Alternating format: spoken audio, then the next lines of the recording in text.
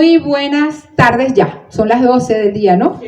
Entonces, muy buenas tardes, ya estamos Meridian y los voy a dejar con este personaje maravilloso de mi vida que se llama Carlos Ustaris, amigo de las muñequeras y muñequeros de este país, director reciente del Museo Boliviano, un experto, un doctor en estética, en museografía, en museología, en todo lo que tiene que ver con el arte y un currículum tan extenso que pasaríamos un buen rato.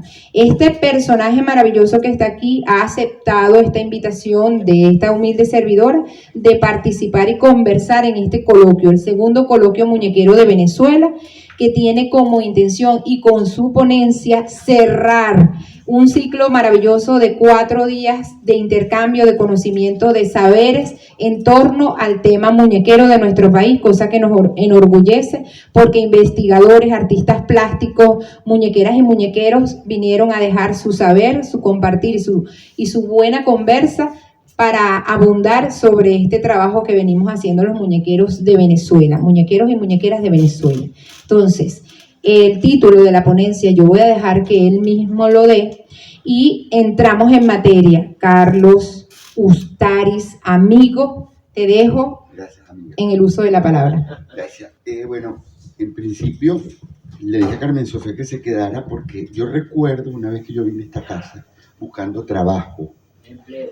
No, yo buscaba trabajo en esa época, empleo que se busca después. Y Carmen Sofía me ofreció un cargo de registro. Y yo recuerdo cuando venía que una de las dificultades que yo tenía era cómo llegar al museo. Y por supuesto una gran amiga muy querida, con una gran experiencia. Fíjense ustedes que ella se pasó o se paseó por toda una serie de detalles museológicos y museográficos que han hecho que este espacio sea un espacio mágico. Yo tenía muchos años sin venir, pero sigue siendo una casa espléndida y Carmen Sofía, por supuesto, una gran amiga. Más flores no te puedo echar. Entonces, yo nunca he sido, yo soy serio, pero en estas cosas siento que la formalidad forma parte del discurso, pero el comportamiento tiene que ser un poco jocoso, porque que la gente se siente escucharlo a uno tiene que ser muy interesante. Dos cosas que son muy importantes que creo que hay que salvar de este encuentro y de todas las ponencias que he podido escuchar. Esto es un tema que se puso en la palestra filosóficamente, que está muy ligado a los quehaceres, a la evolución de los quehaceres. Cuando yo me senté a escribir esta ponencia desde el punto de vista conceptual, yo busqué la evolución de la muñeca en Venezuela. Y había muy pocas cosas escritas que me dieran un norte del porqué. Yo escuché a una compañera de carrera, una socióloga amiga, hablar de que la muñeca era un objeto político, era un objeto peligroso. Ayer recibí una invitación, mi muñeca por Palestina, aquí está el movimiento de muñequeras amorosas. O sea, hay toda una conceptualización que la muñeca se puso en la palestra, Carmen Sofía. Por eso fue que te pedí que te quedaras, porque tú sabes más de arte popular que yo. Y yo no los veo a ustedes como artesanos, ustedes los veo como unos profundos creadores.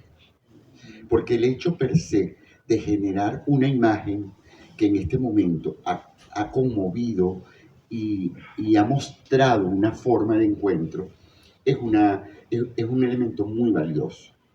Entonces, yo he escuchado a todos los que me han precedido y todos tienen un concepto diferente de la búsqueda del por qué hacemos muñecas. Ustedes hacen muñecas porque ustedes simplemente decidieron hacer muñecas.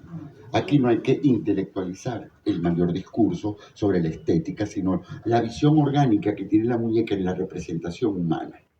La muñeca ha existido, incluso hay imágenes cuaternarias donde la representación de ese pequeño objeto acompañó al hombre como un amuleto, o sea, no hay una forma filosófica que logre desmenuzar el por qué nosotros hacemos cosas.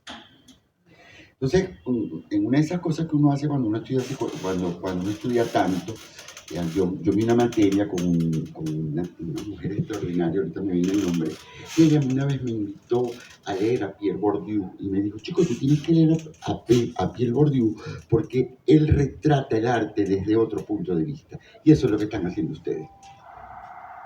Ustedes no son ni pertenecen a un grupo, sino ustedes fueron simplemente un grupo social que decidió expresar a través de la muñeca una cierta sabiduría popular que tal vez estaba olvidada, ¿verdad? Entonces todo el mundo, de todo lo que he escuchado, han tratado como buscar un discurso para justificar la creación de la muñeca, cosa que yo no voy a hacer. Porque cada una de ustedes tiene una expresión directa y diferente para desarrollar la iconografía de sus muñecas, porque ninguna muñeca se parece a la otra, que es extraordinario. Entonces, cuando a ti te invito un tema a reflexionar de tal forma, porque yo conocía las muñecas amorosas, a Clairet, y ellas llegaron al Museo Boliviano con un muñequero, ¿no? Un poco de muñecas y estaban buscando un lugar donde estar. En ese momento yo era el director del museo y yo les dije, bueno, vamos a montar la exposición con una estética que me daba el sentido común para elaborar un discurso expositivo, porque cada uno utiliza materiales diferentes, tiene un sentido diferente, cada muñeca representa. Y fíjense ustedes que sin querer las instituciones las han llevado a anclarse en cosas que tal vez a ustedes no les interesan. Uno, homenajes. Que si tengo que rendirle homenaje a fulanita la muñequera, para no decir nombre. Que si vamos a entrar al museo porque nos están invitando. No. Ustedes han desarrollado una estética que tiene una fuerza discursiva que ha llevado a una serie de intelectuales a reflexionar qué papel tiene la muñeca de trapo en este momento histórico, post pandemia, cambio del mundo, cambio de paradigma, cambios de forma, cambios en la comunicación. Y que no sé, Carmen Sofía, yo te invité a dialogar porque yo solo no tengo la razón. Incluso hasta la forma de comunicación. Tú como directora del museo y conociéndote lo exigente que eres, cuando tú dabas esa visión de la muñeca en el Museo de Petare, es porque la muñeca alcanzó el nivel museográfico y museológico que se merece. Amén. Porque si no, no entra al museo. Hay una condición, porque, y tengo aquí testigos de lo mal que yo me he portado en la vida. Y yo fui el primer hombre encargado de una sala infantil en la Biblioteca Nacional, porque resulta que, recuerden que hay estamentos en el trabajo que son sexificados.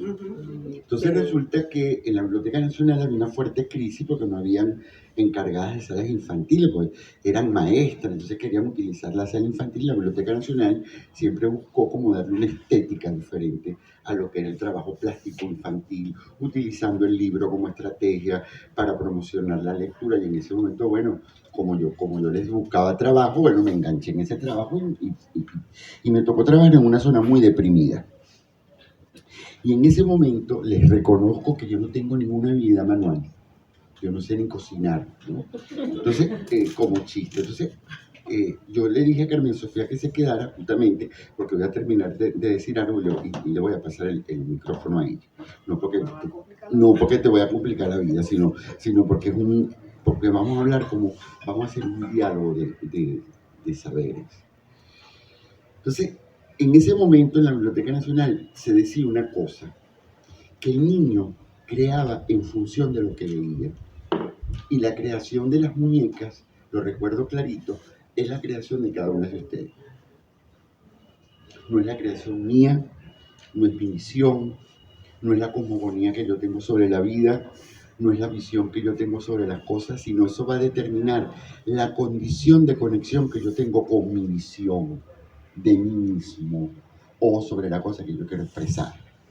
Porque cuando a mí me hablaban del niño creador, o el niño como mi amiga Santa Durán, que se disparó una conferencia del libro y tenía el libro, y dice, pero esta señora como que se robó la Biblioteca Nacional con un poco de libro ahí que yo decía que no entendía que eran utilizados. Nosotros utilizábamos libros para sacar piojos, que se llamaba el libro de Bueno de mi piojo, porque teníamos niños con piojo.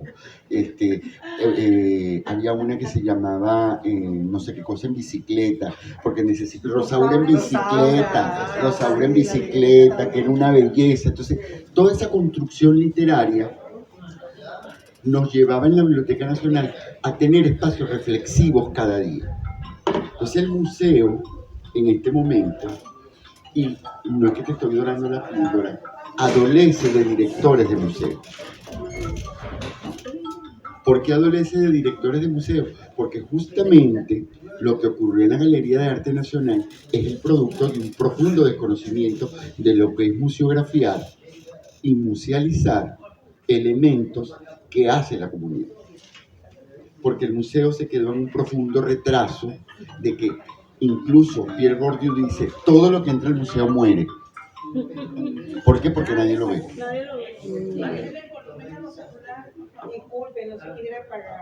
Ajá. Entonces, él dice eso y a mí me llama terriblemente la atención en este momento el fenómeno que ha generado el discurso de las muñecas. Entonces, tú como experta, Carmen Sofía, yo te voy a robar 5 minutos de tu tiempo, incluso para escudarme, porque de repente la fuerza que tiene en este momento este discurso, yo escuché a alguien hablar del libro de las muñecas de Aquiles Nazoa. Recuerdo yo de niño ir a esa casa y veía aquellas muñecas sentadas y él me decía que esas muñecas no las hacía él, las hacía otra persona. ¿Entiendes? Porque mi abuelo iba a comer lengua a la casa que hacía María Nazoa, allá en Vista Alegre. Yo me acuerdo que yo iba de niño, tenía un loro enloquecido. Y yo recuerdo aquella casa y yo recuerdo las muñecas. También iba a una casa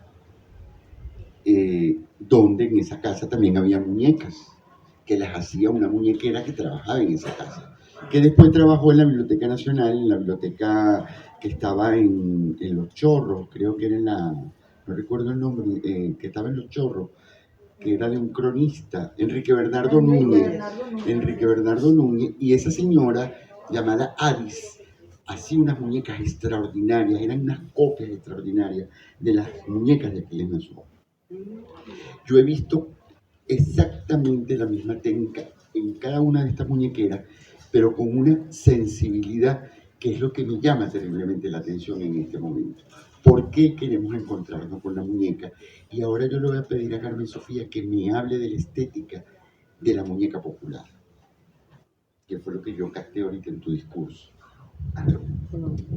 Bueno, a título personal yo siempre he sido amante de verdad de las muñecas y de esas muñecas populares, las más sencillas, como tú bien dices, las que uno iba a unas ferias que había en Valencia y yo me volvía como loca con una muñequita que es negrita, que son hechas de los trapitos más sencillos. A mí me parece que eso es maravilloso, mágico.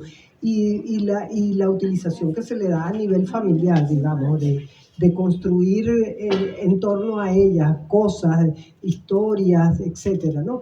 Pero al mismo tiempo, por ejemplo, a mí me tocó ir a una experiencia de la cual me sentí emocionada y luego la exposición vino para acá, que fue el primer salón de la muñeca tradicional de trapo de la ciudad de Coro.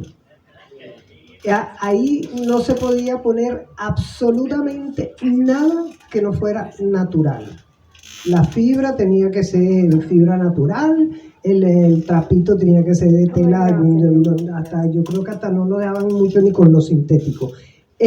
Las piezas que llegaron fueron extraordinarias. Ay, pero el montaje. Y eso fue en el Museo de Coro. Ellos, no sé qué pasó allí, yo creo que fue que dejaron a que las señoras montaran, pues porque eran clavadas en la pared así. Ay no, eso fue de verdad que muy, muy malo. Pero igual Elida Salazar era también jurado del salón y Gladys Gonzalo, de allá de Boconó, maravillosa.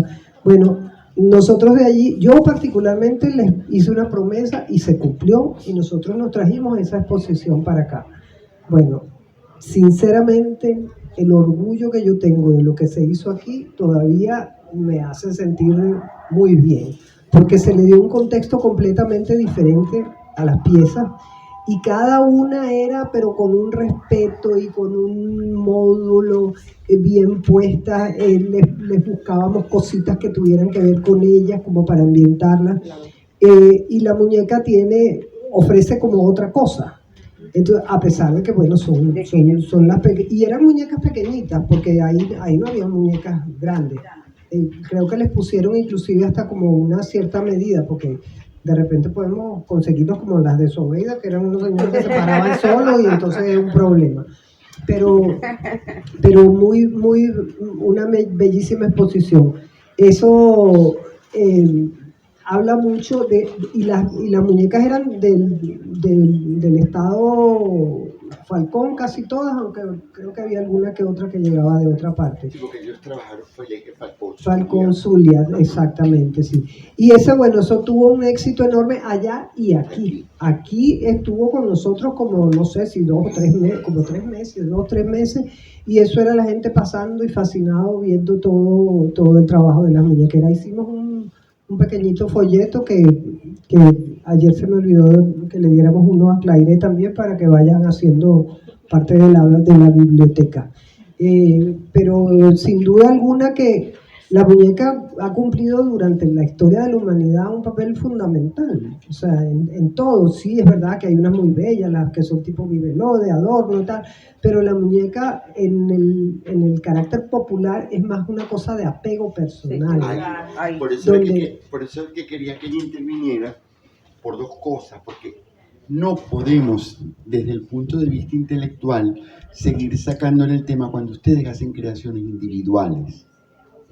Y les voy a contar una anécdota filosófica, geográfica, que las antecede.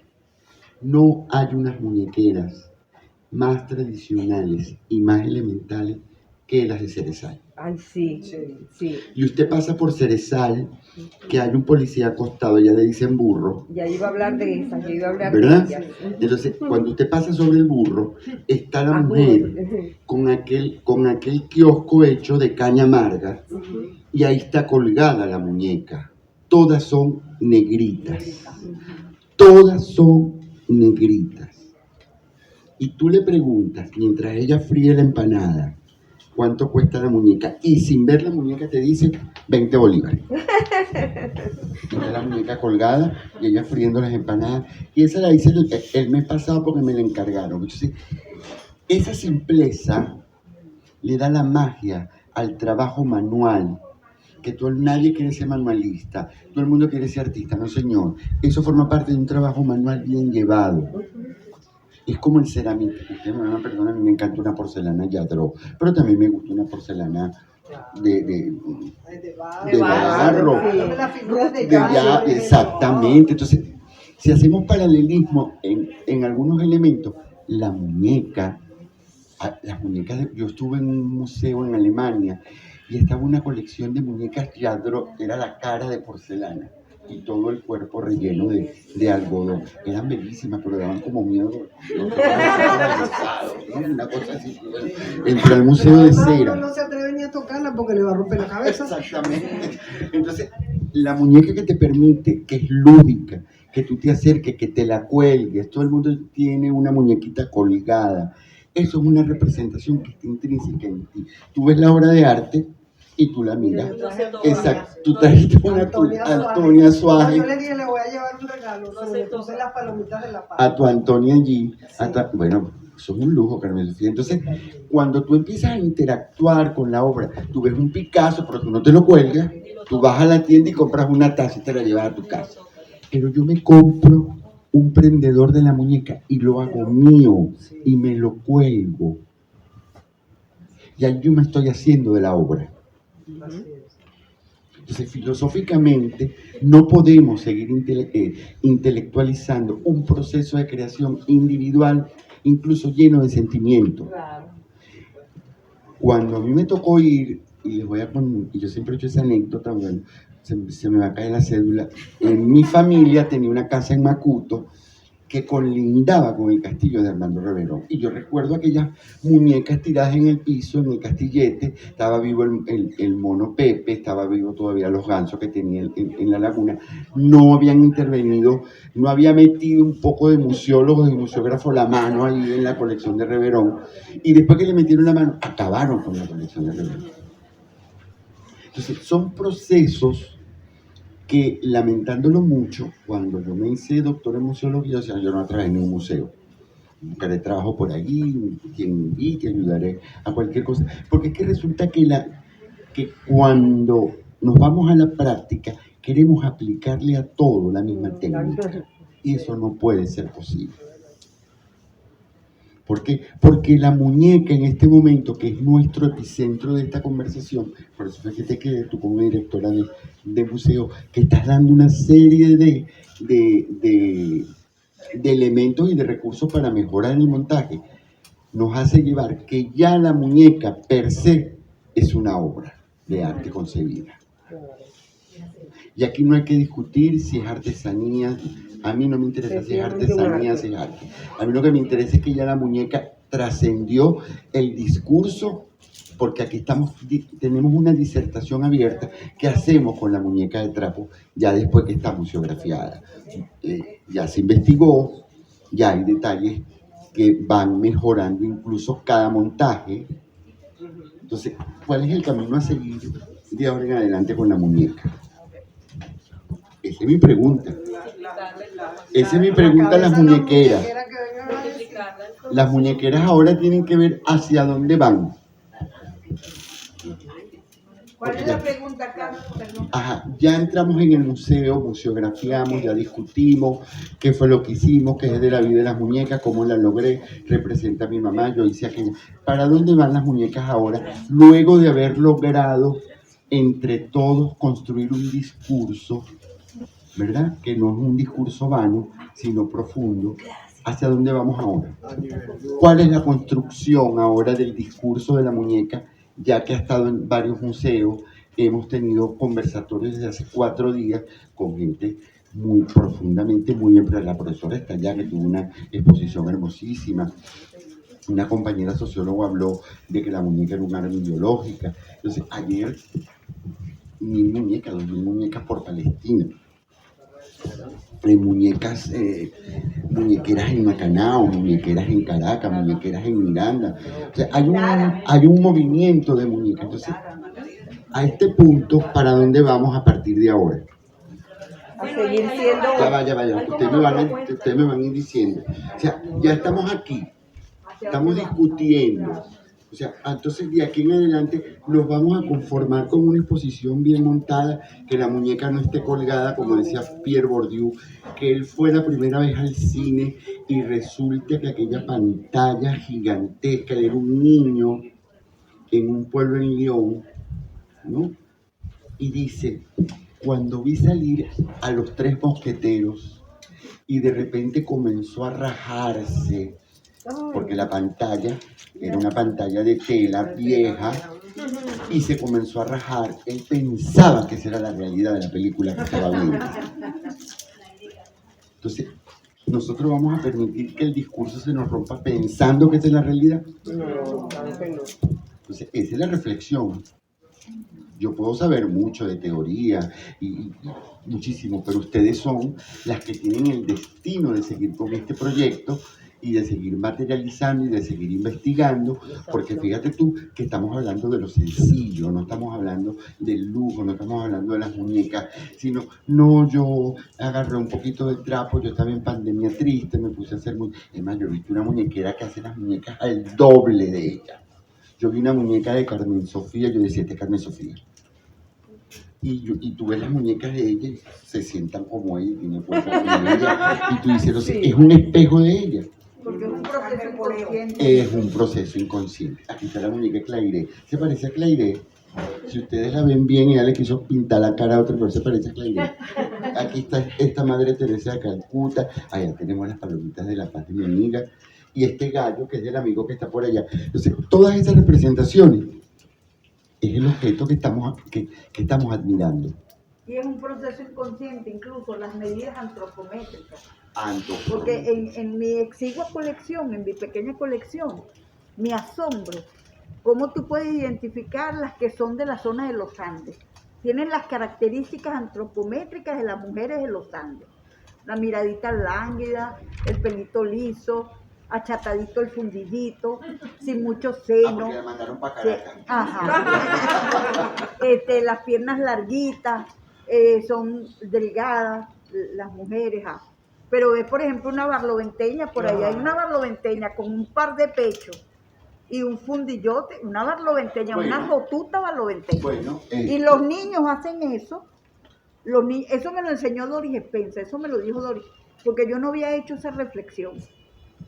Incluso ella me acotó que en Chacao ella fue a hacer una actividad de muñecas. Y entonces las señoras de Chacao, que son generalmente señoras portuguesas, italianas algunas y españolas, que son buenas modistas, buenas costureras, cosían a mucha gente importante. Y entonces, claro, la gente que le quería traía telas de mucha calidad, lamé, esas telas que son torchón, esas telas costosas. Entonces, claro, quedaban los retacitos. Dori fue a hacer una actividad ya con los niños de Chacao. Y cuando los niños empezaron a llevar las telitas, eran esas telitas así, telitas costosas. Entonces las muñecas que hicieron se parecían a sus abuelas, a su mamá, como es la medida de la mujer europea mediterránea. Por ejemplo, las italianas, eso lo dice Donatella Versace, que ella diseña para gente real. Entonces tienen las espaldas anchas. Y la mujer, la joven italiana, tiene talla 14, porque son mujeres ampulosas, de senos grandes, ¿no? De piernas robustas, son robustas. Y entonces ella, como cose para gente real, ella hace su talla 14. En cambio, las venezolanas, cuando son jovencitas, yo me acuerdo que mi hermana, yo era la gordita de la casa por comelona, y mi hermana, talla 10, son talla 10, talla 12, talla 10, una talla 14 ya es aquí ya es gordita. Pero esas eran las tallas. Entonces, bueno, hay que diseñar para las jóvenes, esa es la talla aquí. Pero allá en esos países, sobre todo los países mediterráneos, Donatella decía eso, y eso me lo hizo entender Dori. Entonces, aquellas muñequitas hechas por los niños de allá, nietos e hijos de portuguesas, italianas, era impresionante porque ellos reproducían las medidas antropométricas de sus abuelas, de su mamá, de su tía. Eran mujeres que tú las veías, y una portuguesita, una española, una italiana. Bueno, entonces ayer yo no pude acompañarlas, pero me tiré un puñal y me puse de muñeca y vi la muñeca en una película, una muñeca terrible que mataba a todo el mundo, Biachuki, un muñeco que mataba a todo el mundo. Pues una locura, ¿no? Que tú te pones a ver. Entonces me metí a ver las muñecas rusas, entonces descubrí algo interesante. Por eso es que las invité a reflexionar. Las ecuatorianas, las bolivianas y las colombianas de los Andes hacen muñecas. Las mexicanas también. Ya va, estoy hablando de aquí para abajo. Okay. Las argentinas no hacen muñecas. Las chilenas no hacen muñecas. ¿Por qué será eso? Por el escuché que son muy antipáticas. Entonces, a mí me llamó terriblemente la atención que cuando subo a Centroamérica, descubro que las panameñas no hacen muñecas, las hondureñas hacen muñecas con pelo de jojoto, con barba de jojoto. En Guatemala hacen muñecas, las mexicanas hacen muñecas. Y los alebrijes también. Y me llamó la atención que la gran mayoría de constructoras de muñecas están en las islas del Caribe. Sí, señor. Sí, señor. Aruba, Curazao, Bonaire, Haití, Cuba, Dominicana, están las grandes productoras de muñecas de traje. Entonces, fíjense ustedes que hay una brecha cultural en tierra firme y yo dije, aquí tiene que haber un problema cultural. Exactamente, el problema cultural era la no llegada de materiales. Segundo, era un pueblo que había sido desplazado de un lugar a otro.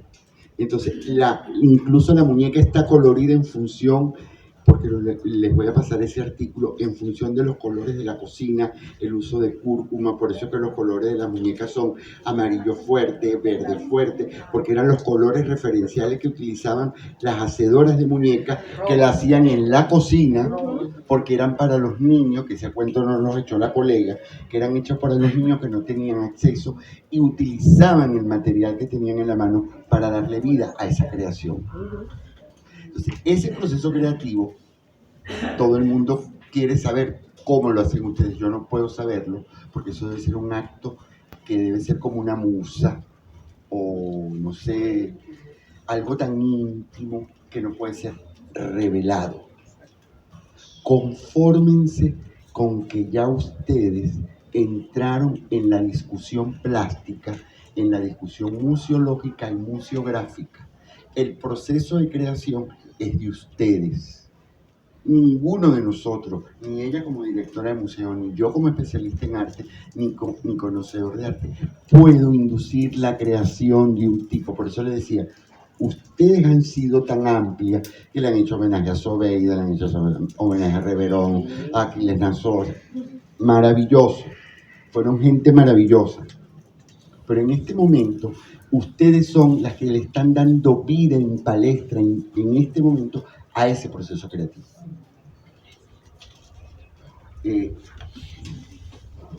Voy a echármelo un poquito con ustedes y con Carmen Sofía, que tenía días que no la veía.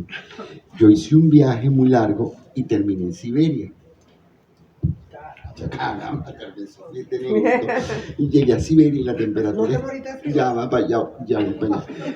la temperatura era menos 15 grados cuando yo llegué. Y me di cuenta de un detalle. Todos los objetos infantiles eran hechos de forma manual. Porque no hay una empresa o una industria que logre industrializar para ese frío un juguete donde un niño puede. Entonces, todos los juguetes son manuales. Títeres, gorros con adornos, eso que nosotros ahora banalizamos que es una alfombra que se pisa y suena. Ellos tienen como una alfombra, pero que van construyendo y van metiendo cosas en la escuela, porque el clima no les permite tener juguetes industrializados porque se congelan. Estamos Entonces, hablando de una de las zonas más frías del planeta. Entonces, nosotros acá, en este lado del mundo, no podemos tener un juguete que no sea maniable, que no sea manipulable. Incluso, hay veces cuestionamos al juguete industrial y decimos, es que eso desmerita a la mujer, la Barbie. Ayer vi un capítulo de Los Simpsons donde la muchachita Lisa enfrentó a la que hizo la Barbie Malibu y le dice que porque le hizo así, que ella era una tipa que pensaba, que yo no sé qué más, Las muñecas de ustedes piensan por ustedes. Entonces yo tengo 4 días buscando que todo el mundo les pregunta cómo logran ustedes. Yo no puedo decir que a las 3 de la mañana me paré con ganas de una muñeca y la voy a hacer a las 3 de la mañana porque soy un insomne. Yo no puedo intervenir en ese proceso. Imposible.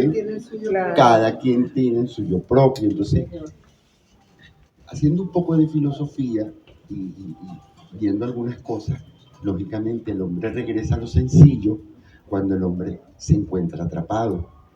a lo cotidiano. Vivimos 2 años encerrados, con miedo a morir, Y asustados. Entonces el hecho creativo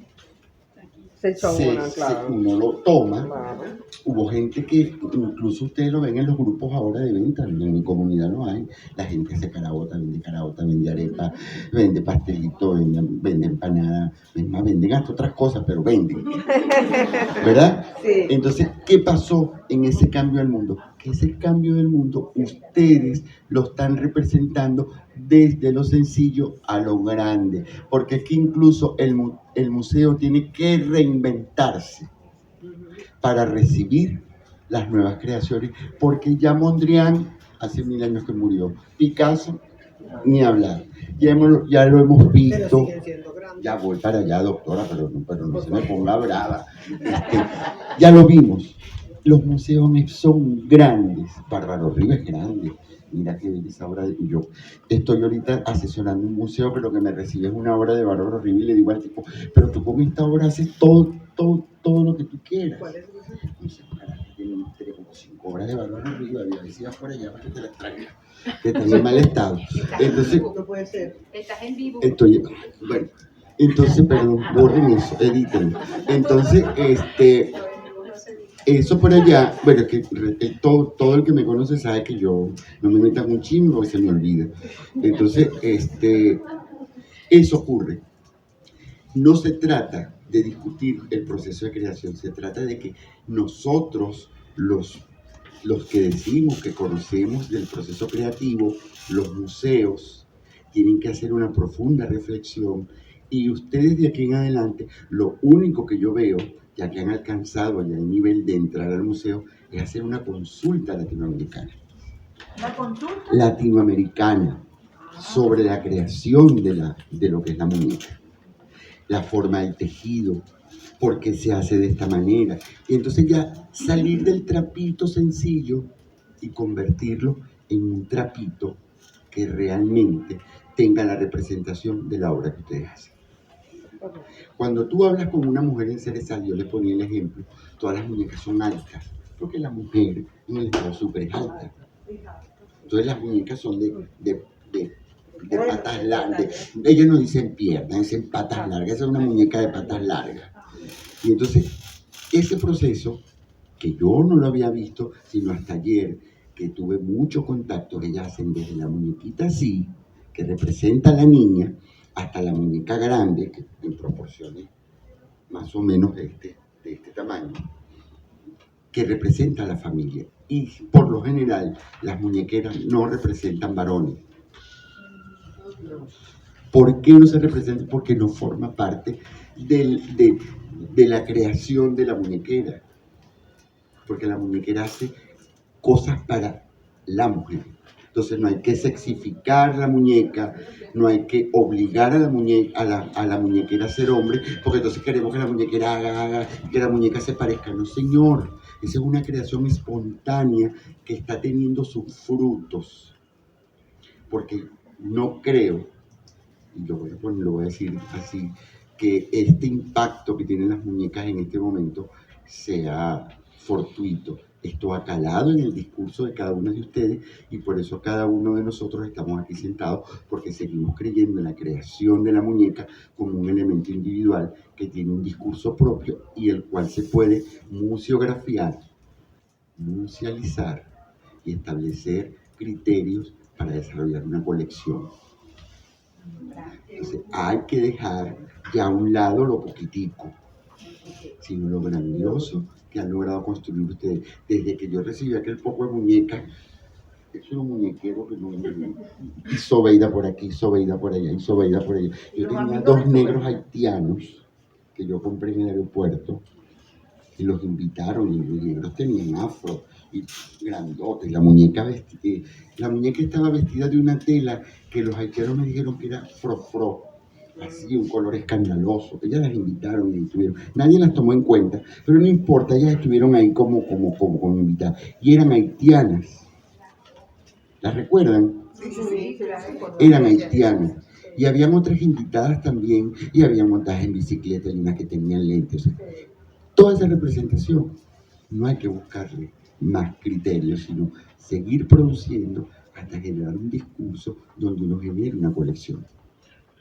Vamos a invitar a las colombianas a través de videollamadas, vamos a tener un coloquio internacional de muñecas con las hondureñas, con las mexicanas. Hay que comenzar a invitar a la gente, Muy bien.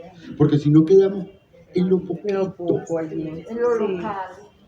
Y resulta que como ustedes, hay miles de gente Sí. que está haciendo este proceso producto de ese reencuentro con lo sencillo. Sí. Claro. Incluso, ayer no estuve con ustedes porque mil cosas en mi cabeza.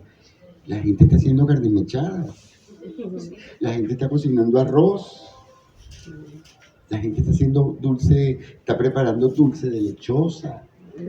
La gente está preparando la Navidad. Entonces, esos son los contenidos que hay que revisar por donde uno comienza emocionalmente a reaccionar ante las cosas que uno crea.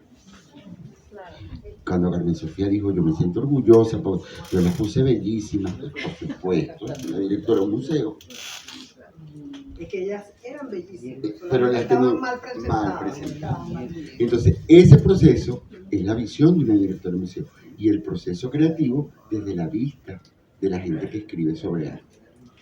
Entonces, a mí me parece que debemos ya dejar lo local y convertirnos poco a poco en referencia de creación de muñecas de trapo en la región.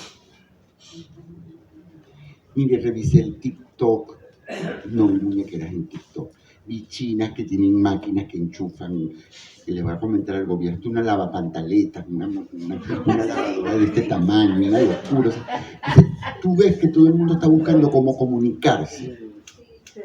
Y si nosotros no nos comunicamos, yo estaba en vivo y metí la pata porque dije una cosa que no tenía que decir, pero bueno, así es la vida.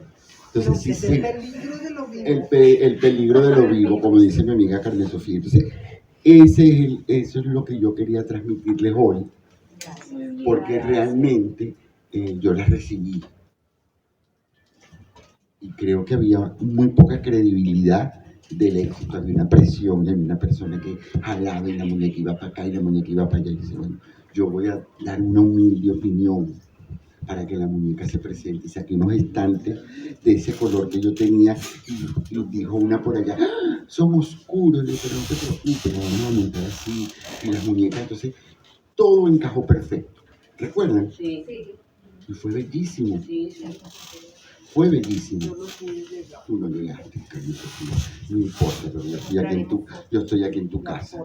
Yo estoy aquí en tu casa. Entonces, esas mujeres se tomaron fotos.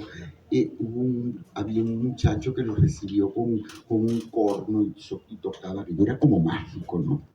Pero no era mágico el museo, las muñecas lo hicieron mágico. Sí, señor. Entonces, recuerden eso, porque en cada persona que he escuchado hablar, les pregunté, ¿cómo hacen ustedes? No, yo no quiero que ustedes me cuenten eso. Yo lo que necesito es saber si ustedes están dispuestas a seguir desarrollando un discurso y que ese discurso sea sistematizado para socializarlo con otras muñequeras que están interesadas en conocer qué estamos haciendo las venezolanas y los venezolanos en cuanto a la cultura. Porque la cultura necesariamente no es lo que nos ofrecen las instituciones, sino la cultura la formamos cada uno de los ciudadanos en función de sus conocimientos.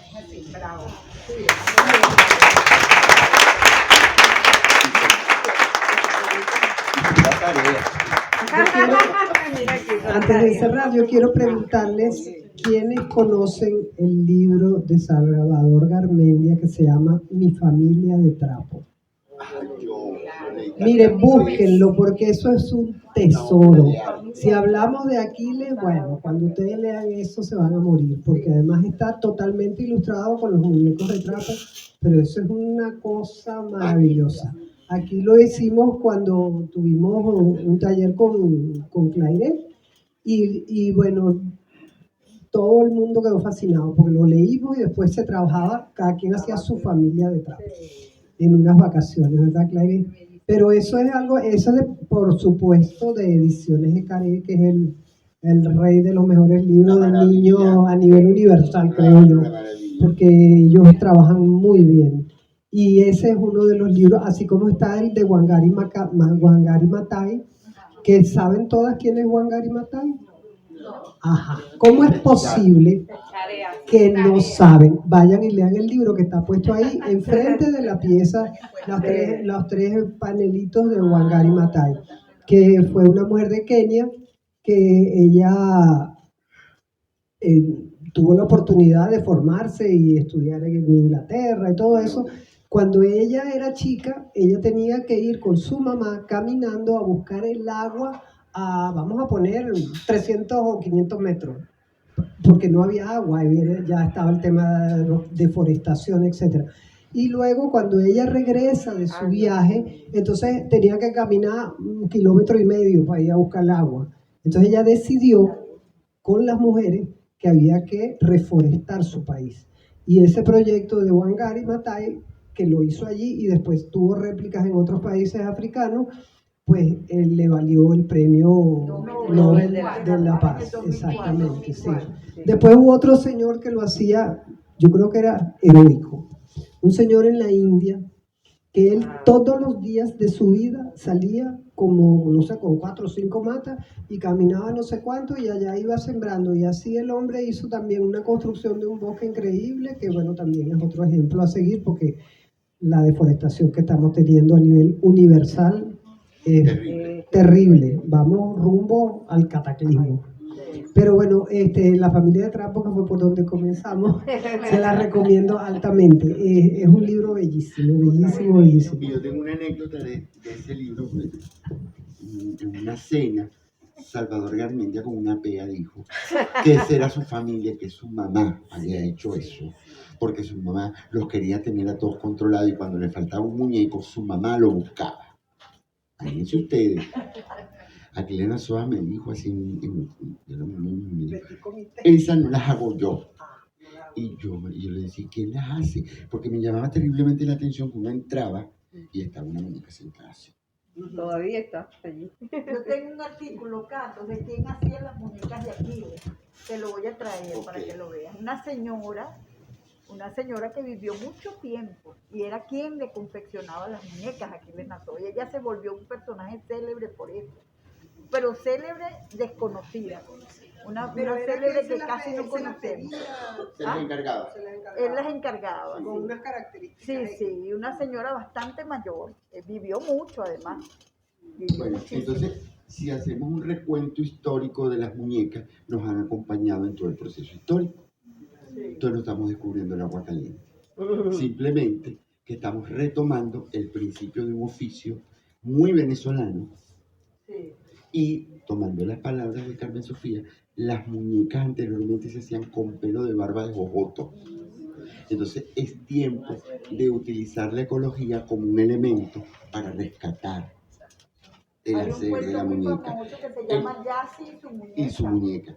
Yo fui a una exposición que fue en honor al problema del cáncer de seno y había muñecas mutiladas. Yo en mi vida había visto una muñeca mutilada. O sea, hay procesos allí que ya no son procesos aislados. Ya hay un discurso generado y una temática y nos dimos cuenta que la muñeca puede ser maleable, puede ser artística, puede ser cotidiana, pero sigue siendo la muñeca. ¿Sí? Yo simplemente, esa es la reflexión que yo hago acá y creo que eso transmite más que cualquier disertación, que cualquier título, que cualquier otra cosa, porque uno no puede intervenir en los procesos. Por eso yo no creo que ninguna institución tenga la palabra per se, que es artesanía, o quién es artesano y quién no es artesano, porque eso es un proceso individual. Muchas gracias.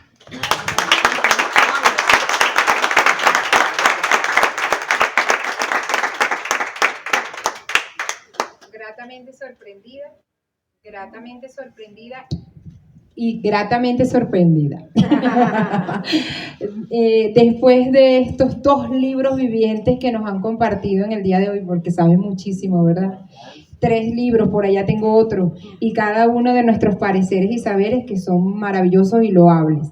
Yo no puedo sino estar agradecida por haberle dado el cierre que le hemos dado al coloquio muñequero, al segundo coloquio muñequero, y les quiero pedir un aplauso para estas maravillas de personas y para todos y cada uno de ustedes porque estuvieron aquí consecuentes y pendientes de este coloquio y todo lo que esto significa. Y para no hacerlo más largo, porque es un en vivo y está en Instagram, entonces si después lo quieren ver, se meten en @movimiento muñequero y ahí lo ven 1 y 2 veces, lo detienen, lo pueden volver a ver, va a estar ahí. Entonces nos despedimos y continuamos aquí la rumba porque hoy clausura la exposición Muñeca por la Paz y tenemos actividades poéticas, la bohemia, si el que no ha llegado tiene tiempo de llegar, estamos aquí y viene la hora y la tarde bohemia con todas las muñequeras y muñequeros. Y por allá están llegando más muñequeras, bienvenidas. Entonces nos despedimos, gracias.